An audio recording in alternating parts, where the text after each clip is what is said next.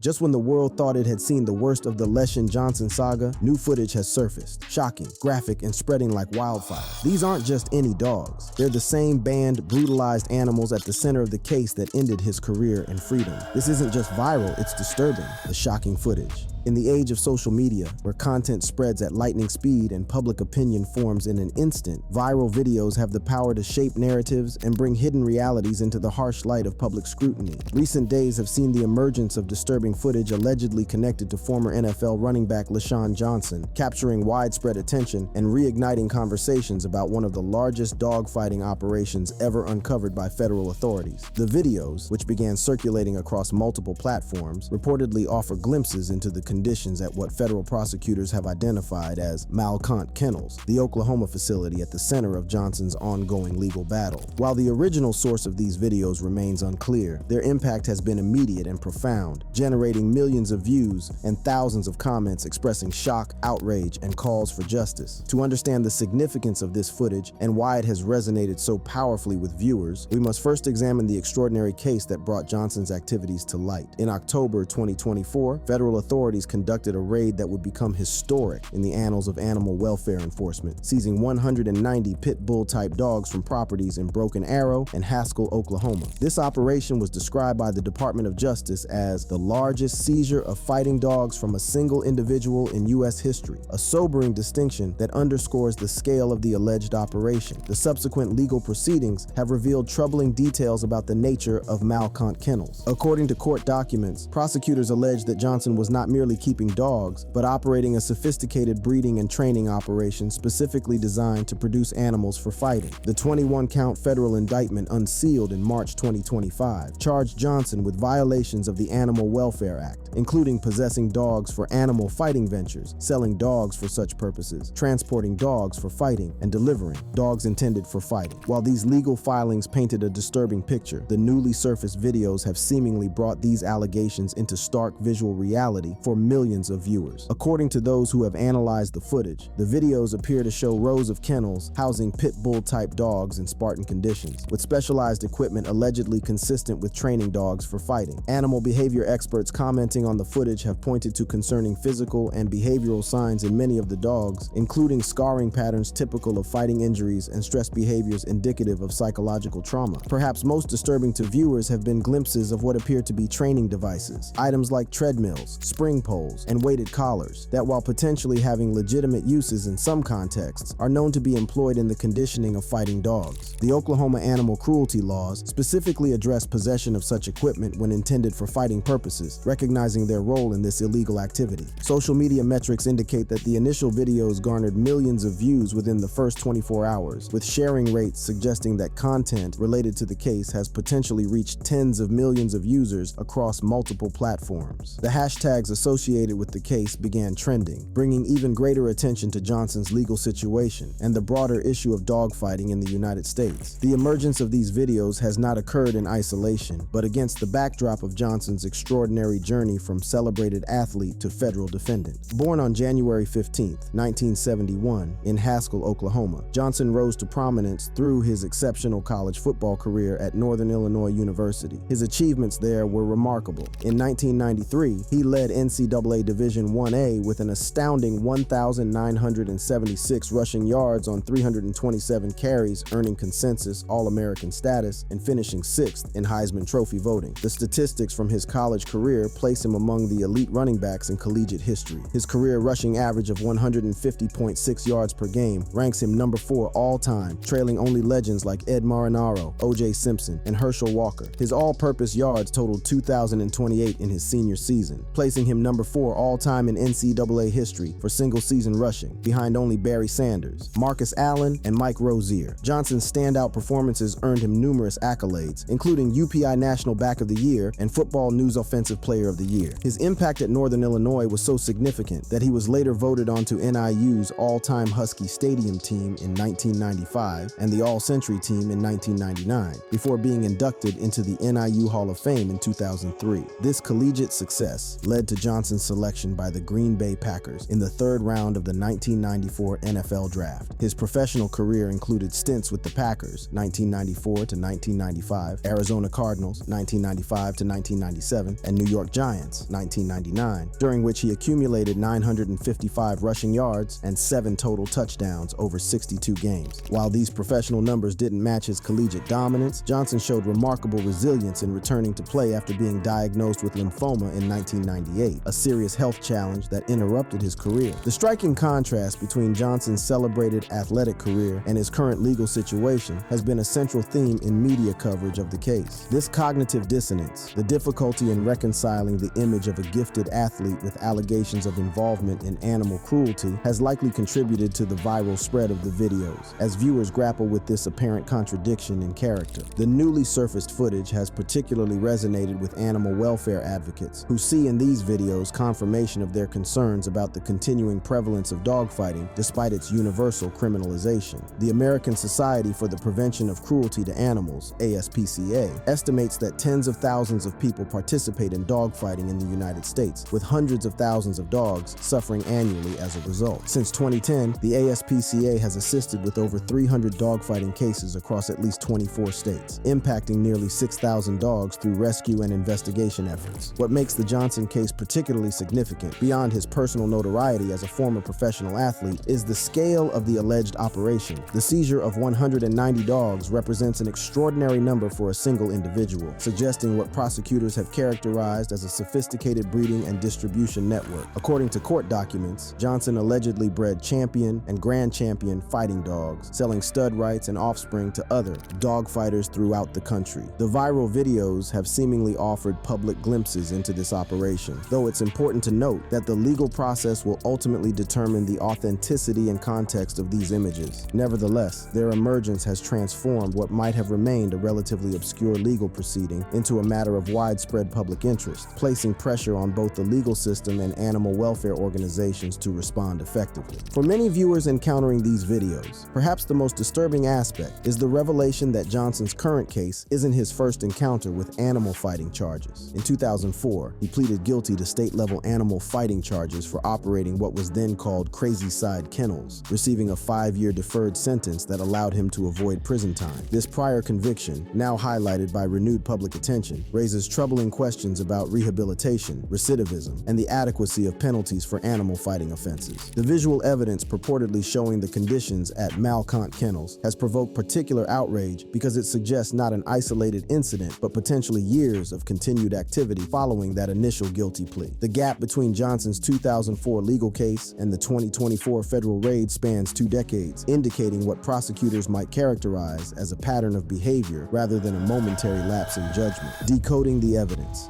The viral videos allegedly documenting Leshon Jonshon's dogfighting operation have provided viewers with disturbing glimpses into what prosecutors describe as one of the largest animal fighting ventures ever uncovered by federal authorities. While the full extent of these materials remains part of the ongoing investigation, animal behavior specialists and veterinary experts who have reviewed the footage have identified several telling elements that appear consistent with professional dogfighting operations. According to these expert analyses, the videos appear to show multiple properties housing the 190 pit bull type dogs seized during the October 2024 raid. The kenneling arrangements visible in the footage reportedly follow patterns commonly associated with fighting operations. Individual enclosures designed to prevent dogs from having contact with each other, a practice intended to manage aggression and prevent unplanned fights that might injure valuable animals. This isolation stands in stark contrast to the socialization that legitimate breeding operations typically provide for well-adjusted companion animals. Perhaps most concerning to veterinary experts reviewing the footage are the visible physical conditions of many dogs. While documentation of actual fighting would constitute evidence of criminal activity and would typically not be publicly available during an ongoing case, the videos allegedly show numerous animals bearing scars and injuries consistent with fighting. These include characteristic scarring patterns on faces, front legs, and chests, areas typically injured during dog fights as animals attempt to grip and control their opponents. The physical condition of the dogs also reportedly reveals reveals other telling signs. Many appear to show the extreme muscular development associated with intensive conditioning for fighting, while others display evidence of multiple litters in female dogs, suggesting intensive breeding programs. Animal welfare experts have noted that breeding females in fighting operations are often valued primarily for their genetic contributions rather than treated as companion animals, potentially leading to compromised health and welfare. Beyond the dogs themselves, the videos allegedly capture specialized equipment that experts identify as common in professional dogfighting operations. These include, first, modified treadmills designed for canine conditioning. While treadmills can have legitimate uses in dog rehabilitation and exercise, the specific configurations shown reportedly match those used to build endurance in fighting dogs. Second, spring poles, suspended ropes or animal hides that dogs are encouraged to grip and hang from, devices used to strengthen jaw muscles and increase bite determination. Third, breaking sticks, specialized tools designed to separate dogs during fights without injuring the handler, with distinctive shapes that have no legitimate use in conventional dog training. Fifth, weighted collars and chains, used to build neck and shoulder strength in fighting dogs through constant resistance training. While possession of such equipment is not inherently illegal, Oklahoma's animal cruelty laws specifically address possession of dogfighting equipment when intended for that purpose. The combination of these items with the number and condition of the dogs has been cited by experts as strong circumstantial evidence supporting the allegations against Jonshon. The viral videos have also allegedly revealed something that particularly shocked viewers: documentation suggesting the tracking of breeding lines and fighting records. According to animal welfare experts familiar with dogfighting investigations, professional operations often maintain detailed records of lineage, emphasizing bloodlines that have produced successful fighting dogs. The materials visible in the footage reportedly include pedigree information and what appear to be coded references to fight outcomes, consistent with the underground record-keeping practices observed in other major dogfighting cases. Of particular interest to those following the case has been alleged documentation of dogs with champion and grand champion status. In the parlance of dogfighting, a champion has won 3 matches, while a grand champion has won 5. The presence of multiple dogs with these designations would be unusual and significant, as many dogs sustain career-ending or fatal injuries before achieving such records. One dog in particular, reportedly named Hog, is alleged to have won 8 fights, an exceptionally high number that underscores both the apparent success of Jonshon's breeding program and the troubling reality of how many dogs must have been injured or killed in those contests. Other dogs mentioned in the materials include those with names like War Pony and Boot Stomper, monikers that seem to reflect their intended purpose. The viral spread of these videos has had significant implications for the legal proceedings against Jonshon. While his attorney, Courtney R. Jordan, has declined to comment on the case, legal experts note that the public circulation of potential evidence creates complex challenges for both prosecution and defense. Questions about how this material entered the public domain, whether it has been authenticated, and whether its release might prejudice potential jurors could all factor into the legal strategies moving forward. For prosecutors led by trial attorneys Sarah Brown and Ethan Eddy of the Environment and Natural Resources Division's Environmental Crimes Section, alongside Assistant U.S. Attorney Jordan Hawanitz, the viral nature of these videos potentially creates both opportunities and complications. While increased public awareness may help locate additional witnesses or evidence, the defense could potentially argue that the widespread circulation of these materials makes it impossible for Jonshon to receive a fair trial. From a legal perspective, the videos potentially strengthen what already appears to be a substantial case against Jonshon. The 21-count federal indictment charges him with violating the Federal Animal Welfare Act through possessing, selling, transporting, and delivering dogs for fighting purposes. Each count carries potential penalties of up to 5 years in prison and a $250,000 fine upon conviction. Beyond their legal significance, these videos have dramatically increased public awareness of dogfighting's continued presence in America. While many might have assumed that dogfighting had largely disappeared following high-profile cases like that of NFL quarterback Michael Vick in 2007, the scale of Jonshon's alleged operation suggests otherwise. The ASPCA estimates that tens of thousands of people participate in dogfighting activities across the United States, with operations ranging from informal street fights to sophisticated professional enterprises like the one Jonshon allegedly ran. What makes operations like Malkont Kennels particularly concerning to animal welfare advocates is their role as potential hubs in wider networks of animal fighting. According to prosecutors, Jonshon allegedly wasn't just breeding dogs for his own fighting activities, but was selling champion dogs and stud rights to other dogfighters throughout the country. This suggests a sophisticated operation that potentially enabled and expanded animal fighting well beyond Oklahoma's borders. The economics of professional dogfighting help explain why individuals might risk severe legal penalties to participate. A successful breeding operation operation producing championship-caliber fighting dogs can generate substantial revenue through sales of puppies, stud fees, and gambling on fights. While specific financial details of Johnson's operation haven't been publicly disclosed, similar cases have revealed operations generating hundreds of thousands of dollars annually. This financial incentive, combined with the underground status and cultural aspects of dogfighting in certain communities, contributes to the persistence of the practice despite its criminalization. The viral videos have also drawn attention to the challenges of identifying and disrupting dogfighting operations. Rural locations with limited law enforcement presence, like those where Johnson allegedly operated in Broken Arrow and Haskell, Oklahoma, provide ideal settings for concealing such activities. Dogs can be kept far from neighbors who might report suspicious sounds or sights, and the insular nature of dogfighting communities makes infiltration by law enforcement difficult. The aftermath and implications.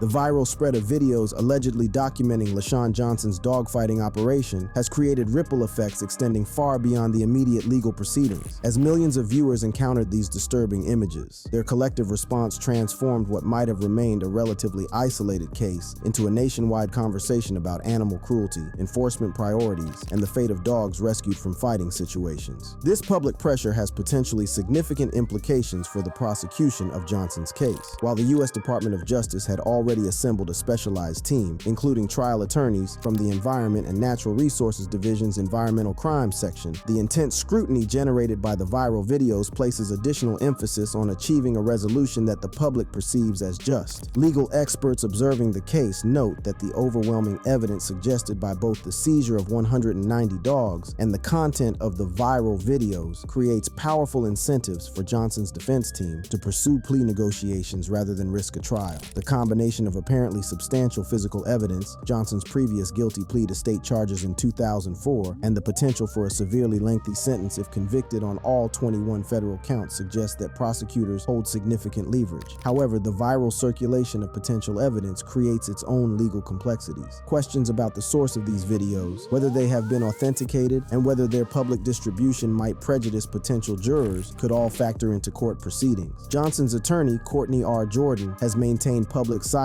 on these matters, a strategy consistent with the early stages of high-profile federal prosecutions. Beyond the immediate legal case, the viral videos have drawn renewed attention to the continuing prevalence of dogfighting in the United States. While many might have assumed that this practice had largely disappeared following high-profile prosecutions like that of NFL quarterback Michael Vick in 2007, the scale of Johnson's alleged operation suggests otherwise. The ASPCA estimates that tens of thousands of people participate in dogfighting in the United States, with hundreds of thousands of dogs suffering annually as a result. This revelation has prompted calls for increased resources devoted to identifying and dismantling dogfighting operations. Animal welfare advocates have pointed to Johnson's case as evidence that sophisticated, large-scale enterprises continue to operate despite universal criminalization of the practice. The fact that Johnson allegedly continued these activities despite his previous conviction in 2004 has particularly concerned those who question whether current penalties provide sufficient deterrence. Perhaps the most immediate and tangible impact of the viral videos has been on the fate of the dogs themselves. Historically, animals seized from fighting operations were routinely euthanized based on assumptions about their irredeemable aggression. However, approaches have evolved significantly in recent years, with research and experience demonstrating that many fighting dogs can be rehabilitated and placed in appropriate homes. The unprecedented scale of this case, 190 dogs seized in a single operation, presents enormous logistical and resource challenges for the organizations tasked with their care. These animals require not just physical housing and veterinary treatment, but specialized behavioral assessment and rehabilitation protocols. The public attention generated by the viral videos has reportedly resulted in increased donations to groups involved in this work, potentially expanding their capacity to provide appropriate care. Animal welfare organizations have seized on this moment of public awareness to educate viewers about the broader issue of dogfighting and its impacts. Beyond the direct cruelty to fighting dogs, these groups emphasize the wider community impacts, including the connection between animal fighting and other criminal activities. The Oklahoma Link Coalition's focus on connections between animal cruelty and family violence highlights how dogfighting operations can become centers for additional illegal behaviors, potentially including drug distribution, illegal gambling, and weapons violations. The case has also sparked renewed discussion about the adequacy of current animal protection laws. While dogfighting is criminalized in all 50 states and at the federal level, the persistence of operations like Johnson's alleged Malcont Kennel kennels raises questions about enforcement resources and whether penalties create sufficient deterrence. Some animal advocates have pointed to Johnson's case, particularly the gap between his 2004 guilty plea and the 2024 federal raid, as evidence that stronger measures are needed. For the broader public, the viral videos have provided disturbing insights into an underground world that most would otherwise never encounter. The sophisticated nature of professional dogfighting operations, with their specialized equipment, breeding programs, and record-keeping systems, has shocked many viewers who might have imagined dogfighting as a more informal, spontaneous activity. The reality of organized enterprises like the one Johnson allegedly operated reveals the economic incentives that drive participation despite severe legal risks. The economic aspects of dogfighting help explain its persistence despite criminalization. A successful breeding operation producing championship-caliber fighting dogs can generate substantial revenue through sales of puppies, stud fees, and gambling on fights. Johnson allegedly sold champion dogs and stud rights, suggesting a profitable enterprise built on animal suffering. This financial motivation, combined with cultural factors in certain communities, contributes to the challenge of eradicating dogfighting despite near universal public disapproval. The Johnson case also highlights geographical factors that facilitate dogfighting operations. Rural locations with limited law enforcement presence provide ideal settings for concealing such activities. Johnson's properties in Broken Arrow and Haskell, Oklahoma, reportedly offered the seclusion necessary to house large numbers of dogs without attracting attention. Dogs can be kept far from neighbors who might report suspicious sounds or sights, and the insular nature of dogfighting communities makes infiltration by law enforcement difficult. The viral videos have had particular resonance because of Johnson's status as a former professional athlete with a relatively high public profile. His college career at Northern Illinois University was genuinely remarkable. He was a consensus All-American who led NCAA Division I-A with 1,976 rushing yards in 1993, earning him 6th place in Heisman Trophy voting. His statistical achievements placed him among collegiate legends, with his career rushing average of 150.6 yards per game ranking number 4 all-time, behind only Ed Marinaro, O.J. Simpson, and Herschel Walker. This contrast between Johnson's celebrated athletic career and his current legal situation creates a cognitive dissonance that has fascinated the public. Sports media coverage has emphasized this incongruity, with headlines frequently identifying him as former NFL running back before describing the charges. The same determination and physical prowess that made Johnson a successful athlete appears to have been directed toward an enterprise built on animal suffering, raising uncomfortable questions about the complex and sometimes contradictory nature of human character. As Johnson's case proceeds through the federal court system, it will likely continue to generate significant public interest, particularly at key junctures such as plea negotiations, trial proceedings if they occur, and eventually sentencing. The outcome will have implications not just for Johnson personally, but potentially for how similar cases are approached in the future. If Johnson is ultimately convicted, either through a guilty plea or following a trial, the sentencing phase will represent a critical test of how seriously the federal justice system treats animal fighting crimes. With 21 counts, each carrying potential penalties of up to 5 years in prison and $250,000 in fines, the theoretical maximum sentence would be extraordinary. While such a maximum outcome would be unusual, animal welfare advocates will be watching closely to see whether the sentence reflects the scale and severity of the alleged operation. For Johnson personally, the viral nature of these videos has transformed his public identity in ways that will likely persist regardless of the legal outcome. Having once achieved recognition for athletic excellence, he now faces the possibility of being primarily remembered for alleged cruelty to animals. This transformation represents a cautionary tale about how post-career choices can overshadow even significant professional achievements. Thank you for watching. You can check out similar videos by clicking any of the cards showing on your screen.